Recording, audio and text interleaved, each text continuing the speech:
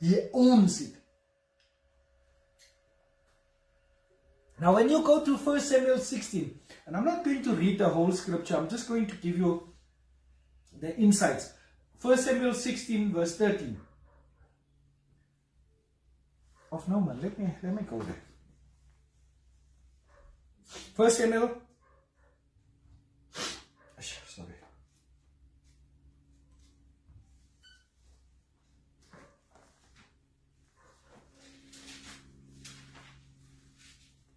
I said 1 Samuel 16, 1:6.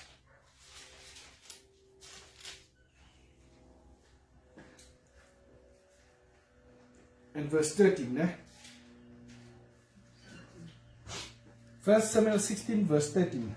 Then Samuel took the horn of oil and anointed him in the midst of his brethren. And the Spirit of the Lord came upon David from that day forward. So Samuel rose up and went to Ramah.